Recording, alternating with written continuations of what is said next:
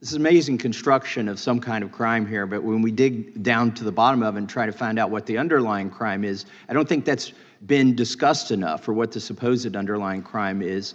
One of the propositions was that hush money should be reported as a campaign finance expense. Okay, if somebody pays their attorney to seal divorce records because they may be going to run for office, or they are running for office, Mr. Traynor, is that a campaign finance expense? Is that something you see on campaign finance reports? That is not. It is something that you would see.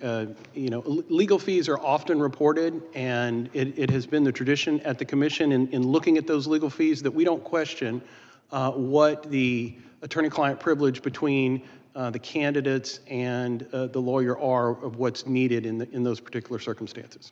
So let me use another example. In 1999, Bill and Hillary Clinton bought a house in New York, obviously influenced the election of the Senate race there in New York because they moved into the House so that she could run for Senate.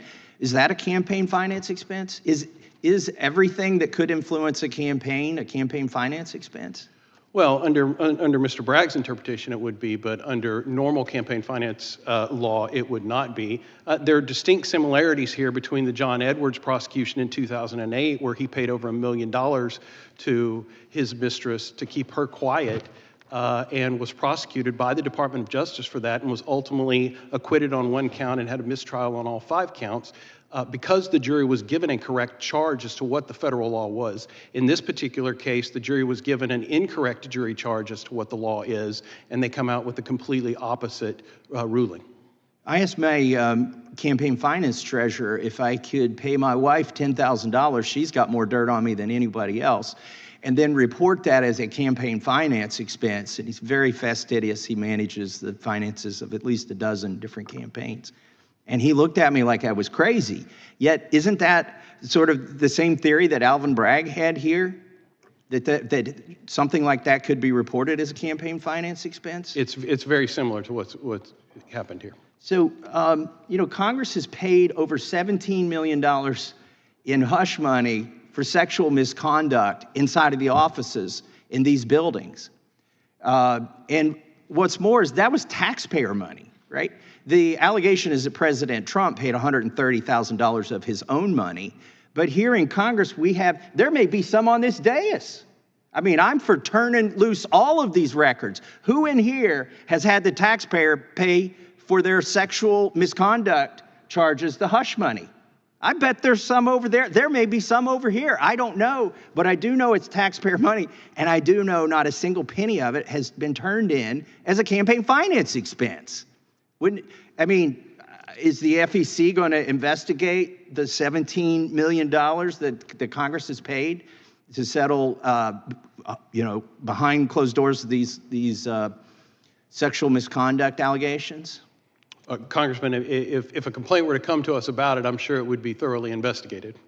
I might file one because it seems like anybody could do this. But let me just ask this. Is this verdict going to be vacated? Attorney General Bailey, what do you think? It absolutely should be. On what grounds?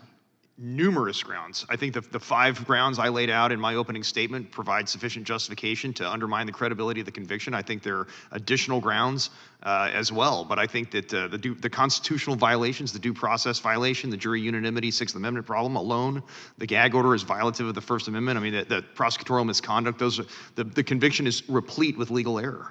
Ms. Foley, do you think this is going to be vacated, this verdict? I do, and I think eventually it's going to be reversed based on legal grounds rather than mixed questions of fact and law. So some of the evidentiary issues, some of the bias issues, I think they're more difficult to win on appeal because the appellate courts owe deference on these evidentiary determinations of trial judges. Bias is very difficult to win on appeal because the judge has so much latitude in deciding whether to recuse himself. That's why the due process errors are so critical here, because obviously due process errors are questions of law. They get de novo standard of appellate review. The appellate courts owe absolutely no deference whatsoever. So the irony here is this is going to be vacated, and this trial was all about trying to influence an election, using the process as the punishment. Mr. Chairman, I'd like to submit for the record 3 documents. One is entitled FEC Drops Investigation into Trump Hush Payments. This is from 3 years ago. I'd like to introduce a document. Congress has paid $17 million in sexual misconduct and discrimination settlements. This was in Axios in 2017. And my third and final document I'd like to introduce is from CNN. Congress paid out $17 million in settlements. Here's why we know so little about that money. Thank you. I yield back.